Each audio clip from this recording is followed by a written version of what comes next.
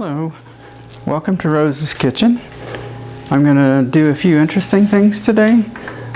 This is actually going to be a showing you one utensil.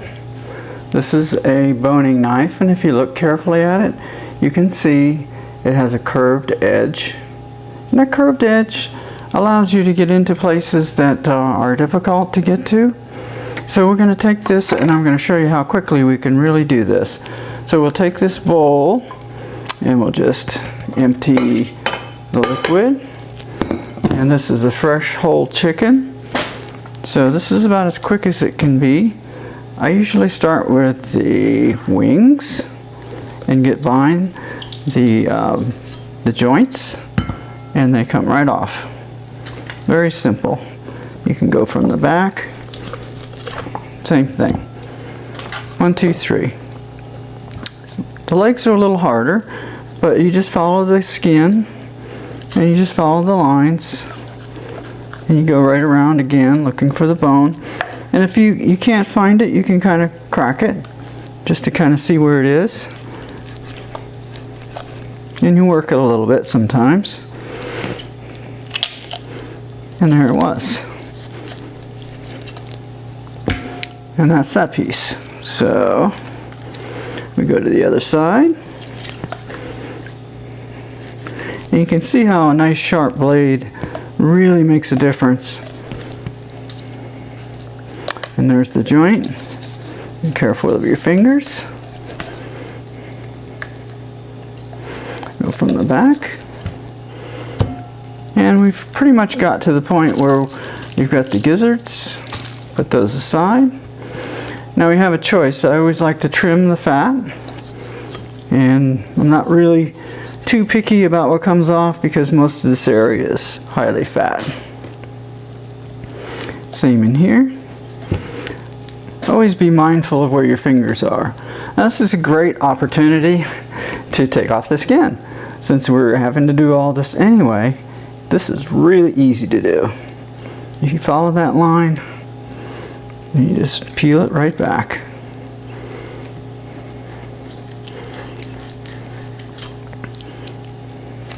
And don't try to take too much. You know, it's really not hard. So we work our way around. And you just cut it off where it's convenient. And same here. Okay. Now here's a case where you follow along the backbone. As close as you can, you'll get most of the fat. See? So now you can use either a different knife if you like, or we can work our way around the rib cage. And sometimes it's easier to go from the breast side. I just make a cut down the middle. Find the other side of that bone. And sometimes you can even do this with your hand. This one's pretty nice. So, let's take that knife in there. If we get a little bone or something, it's okay. We'll get that later. Okay, there's the breast meat. Same on this side.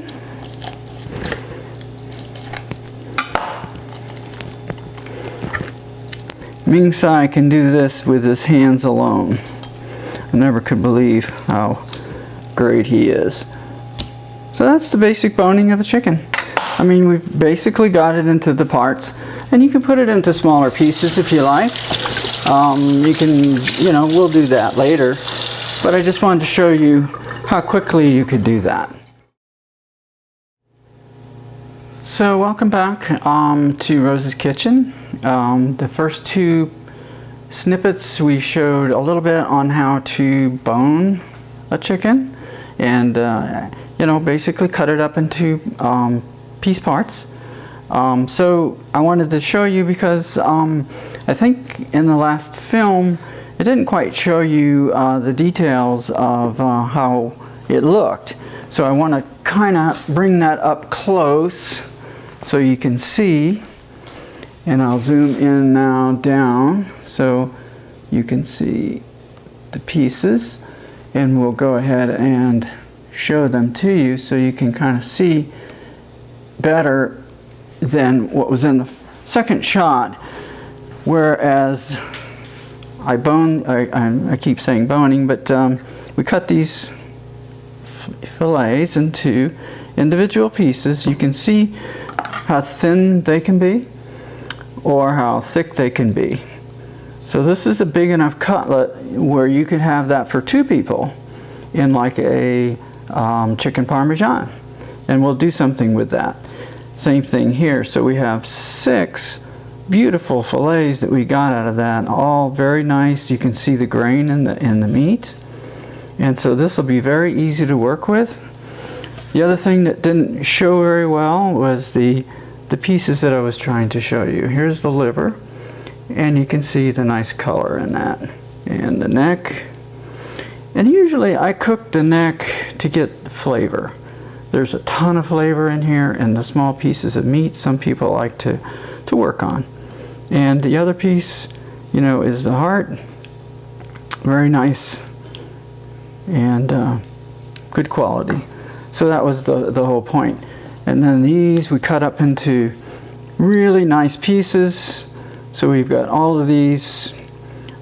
This is probably going to be baked chicken in my eyes, but there's so many things you can make from it, and I'm going to show you a great variety of things that you can do with it. So now we have the stock. So this is what we're going to make stock from. So that's the basis of it, and I wanted to show that up close so you had a better idea of really what it looked like, because it wasn't clear in the other shots. Hope that helps a little bit. Okay, thank you. Here's the quickest thing to do. So we have some wax paper. We're going to take that one cutlet and we're going to fold it over. We're going to separate each cutlet with wax paper and stack them up. And this will allow us to separate them easier later. And in this case, this one here, I'm just going to use 2. So use your judgment where, you know, you think you might be getting too many in there. So we'll just take, that's one package. All right, so we'll do another. We'll take some more trusty wax paper, and we'll use one of the bigger ones, and we'll layer it over. And we'll take the next big one, and we'll layer it over. 2 per package should be fine. That would be, you know, meals for 2. So that's the madness in my method. So we've got that, and since we had 6 cutlets, that'll make a nice 3 cutlet package. 3 packs of 2.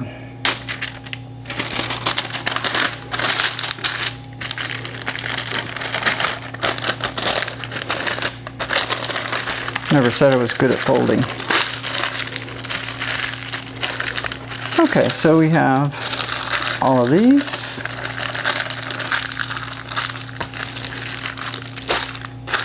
And we'll take a plastic bag.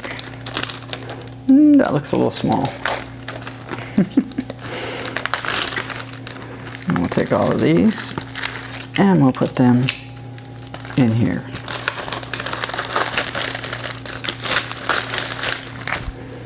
So we got all of them nicely fit, and that's ready to go. But we're not going to waste the open space. We're going to fit the legs and the dark meat together. So we'll take a couple pieces in each bag. 2 legs, 2 wings, 1. And then the breast meat, or the thigh meat, and the 2 nice little tender nuggets. Rinse my hands.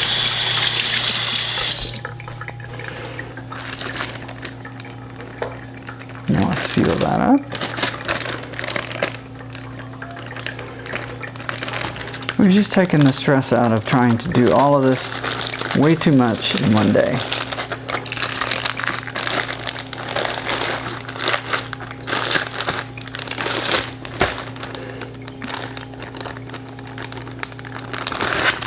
That's our whole chicken. So the only thing I had left is to make the stock. So that's what we'll concentrate on next, is how do we make the stock. And this is really simple, and you pretty much get it started and forget about it. Hello, welcome back to Rose's Kitchen. This is the final of the basic prep stuff. So I thought I'd show you one new tool. This is my all favorite knife, and if you notice, it has serrations in it, or actually these are called bloodlets. And what it does is it helps food slide off the blade. It's used as a scoop, and it's great for chopping. And this is an essential element to your kitchen. So you'll be looking for this now. This one is, let's see, a Henckels, and I was trying to look for the size. But so we left off with the chicken, and so this is the stock part of it. So what I've done is I've washed some celery, and we have a clean tomato, parsley, carrot, and we have a little bit of cabbage and some green onions.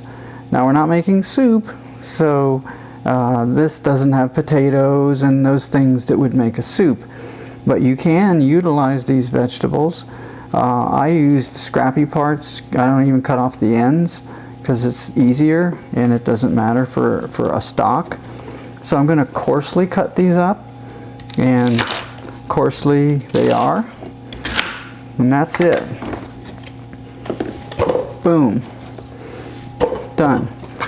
Same with the green onions. You don't need to cut them up in little tiny pieces. They'll be just fine. Carrots I've already cut up.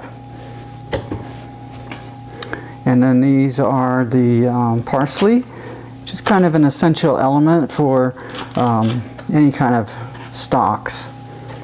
Okay. Now I use just a little bit of the cabbage. And can anybody guess what I'm missing here? What you think would be essential for a stock? Probably onion? Yeah, I don't have an onion, so I'll have to get an onion. There. Fortunately, that's not too far away. And like most of you, we should have a little bit of a basket of ready vegetables at our disposal. So a lot of people have trouble cutting onions too, because they are kind of got that skin on them. And if you try to peel them, it's really, I just pop it and take the outer layer off and don't worry about it. Okay? And I'm not going to sit here all day and worry about peeling it. That's just one of those little things. So we'll take rough cuts. I like a nice strong stock, so you can open those up if you like, which is what I'm doing. And the tomato gives it a little acidity. Now peeling it's not necessary, because it'll peel will come right off, and I'll pick them out of the stock. So we've got a wonderful combination. You know, you're looking at $5 maybe worth of vegetables in there. So that's pretty economical. And now we'll just cover it with water.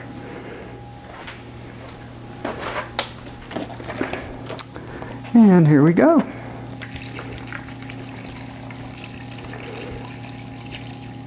And as you can see, it's almost a full gallon. So this will make at least 3 quarts of beautiful stock. So we'll stick that on the stove.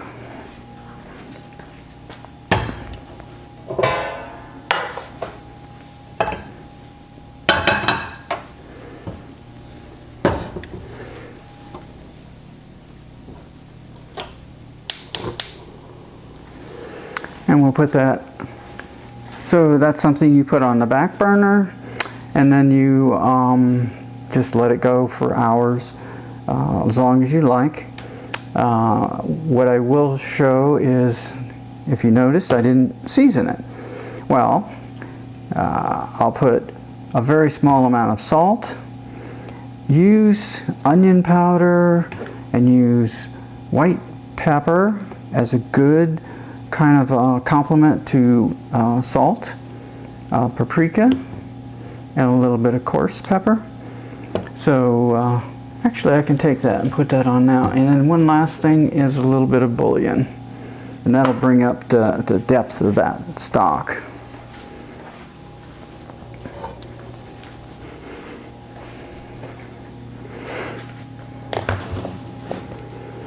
So since it's almost 3 quarts, almost 4 quarts, I'll put a pretty heavy shake of salt, which is about 1/4 teaspoon, which is not a whole lot of salt for that amount. Paprika, we're just adding to taste. And this is fresh Hungarian, which I am Hungarian, so I'm going to use Hungarian. And let's see, white pepper. And that's pretty much, these are all chef's shakes. And same thing, this is onion powder. And I use a lot more of that too, just to bring out the depth. It's really good too. And there's about 1 teaspoon of bouillon. And this is a good chicken base. Okay. And then we'll put some cracked pepper in there. You can use whole peppercorns if you want. If you're going to strain it, whole peppercorns are even better. So that's pretty much making a stock. And we can come back in a few hours and take a couple pictures of it, and we'll be done. So that's the first, the completion of getting to the first point of starting to make meals. Hello, welcome to Rose's Kitchen. In this next section, I'm going to show you how to make a healthier equivalent to fried chicken. Okay, so fried chicken, obviously, you know, is a frying process. That is what we're trying to avoid. But trying to get the same flavor is hard because those fats react differently than they do when you bake something. So we have to be careful about adding some flavors that compensate for that. So I'm going to start out with some whole wheat flour. You can use oat flour, you can use other forms of flour, millet, anything else that you like. This is just a really good quality, just standard old wheat flour. So that's probably one of the cheapest. So I'll start with a bowl. I'll take 1 egg. And here's the flavors that are going to come for the breading. So I'm going to put a lot of spaghetti sauce. And that's going to add that flavor that we're looking for. Won't put too much else in there other than some milk to thin it out. And that'll give me plenty for all the pieces that we have. And then we'll mix that up. It's pretty simple. Now you can add hot sauce to this. You can put barbecue sauce. You can do it whatever you like. And this is like the simplest.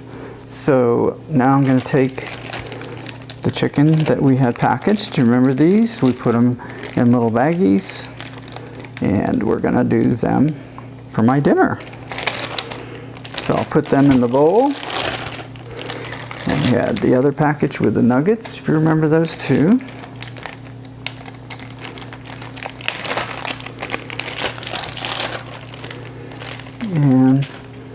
So we have just a few small pieces of really beautiful, just simple stuff. We'll try to get these going quickly. So like everything else, they have to be seasoned. So I'll move this over so you can see what I'm doing. We're going to use plenty of cracked pepper.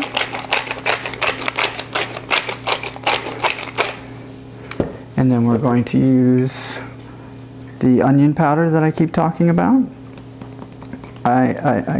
These are the substitutes to get you away from salt. So if you get used to doing these like I do every day, that'll help you with the salt cravings. This is white pepper, and I always do a little paprika, and that's essentially all it is. And you see, I almost forgot just a little tiny bit of salt. Very little salt. You don't need a lot of salt. But I'm going to add one more thing because I want to. And remember, when you're the chef, you can do what you want.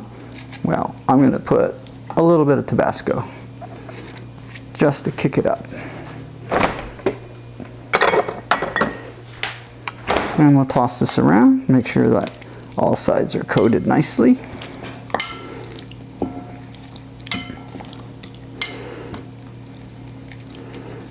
And then we'll start rolling these.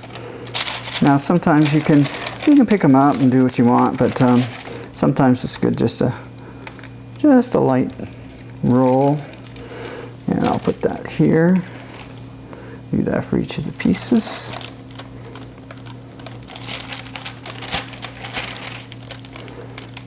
And the rule is you have one hand for dry and one hand for wet. I never follow the rules.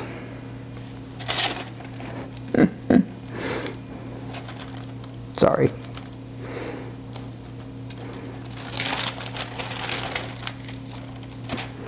And these are only a few pieces, so it's not like a lot that we have to do. Ooh, you can smell that Tabasco sauce in there, yummy.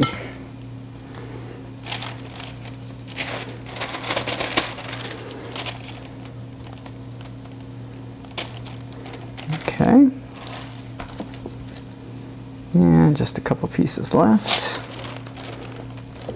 I'm hungry. I hate it when I'm trying to cook when I'm hungry. I usually like to get things done way ahead of time so I'm not starving. Okay, so you notice it's not real heavily coated. That's the key. Okay.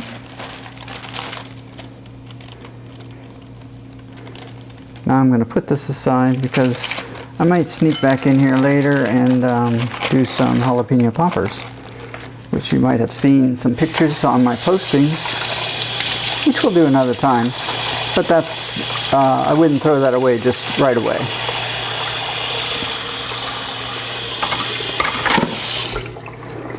Okay, so now we can start coating chicken. But first, I'm going to use panko breadcrumbs. I kind of like the crunch of them.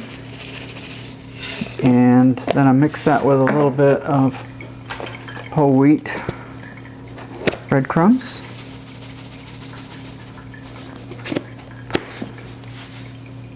And the final touch is some grated cheese, whatever kind you like.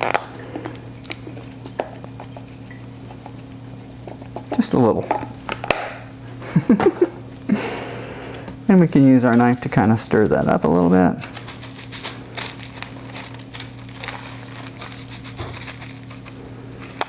All of what I'm doing is trying to keep it simple, if you notice. I'm not using all kind of fancy bowls and stuff.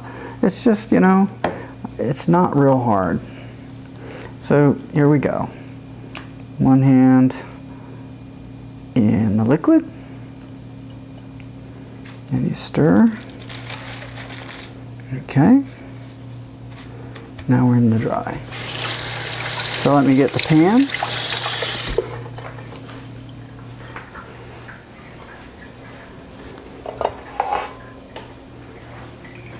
And this one I use a nice extra virgin olive oil.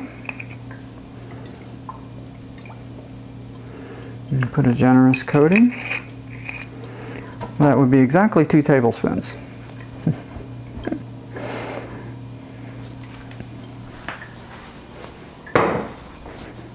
So we'll take our first piece, put it in, and we'll just lay them out.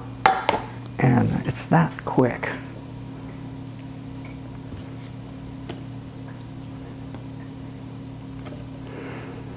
So things like this you can do with your kids, you know, give them their roles to, you know, do cutting up the vegetables, being the helper and getting, you know, the different little pieces,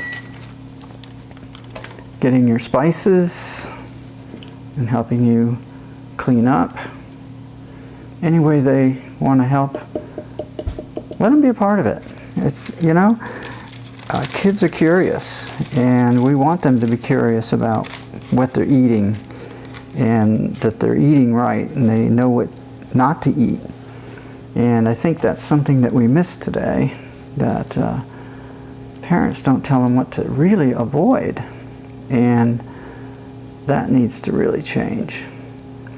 So you see I'm using just simple ingredients.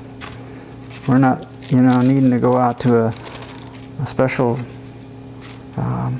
ethnic store to get certain spices. You know, it's like my grandmother used to do. Except they did one step further. They took old bread and they put it in the oven, baked it, and then they crumbled it, made their own breadcrumbs with bread that they made themselves. I'm not that particular.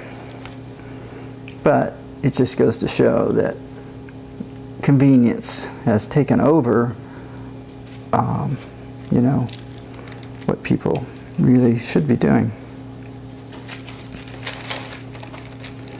And we're just coating it. Okay. And let's see, we got one in here. Yummy. Okay. Looks like I measured out the breadcrumbs and the space for the pan just about right.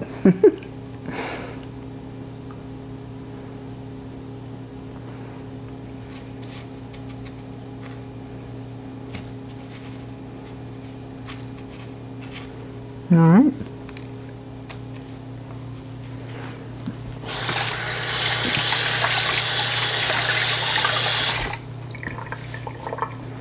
Well, that's pretty much what it looks like. So we'll let the olive oil kind of make sure it's coated. And because I like paprika, I'm going to add a little bit for decoration. You could use cayenne pepper too, by the way. And that pretty much is all I wanted to show. I think that's the first usage. So if you look at the number of pieces, we can start counting meals. So per person, you should have about 4 to 5 ounces. So roughly 4 ounces, 2 and 4. So you're talking pretty much about 4 or 5 pieces, 4 or 5 meals. So that's pretty good. Well, into the oven it's going to go. So here's a good look at the giblets that are left over that I'm making now.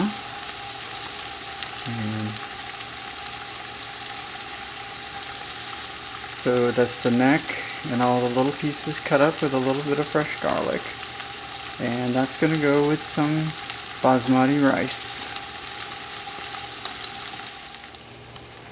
And remember our stock? Here is the stock, simmering away after about 40 minutes. You can see all the beautiful color, all the vegetables simmering away. I'll cook this probably another half an hour or so.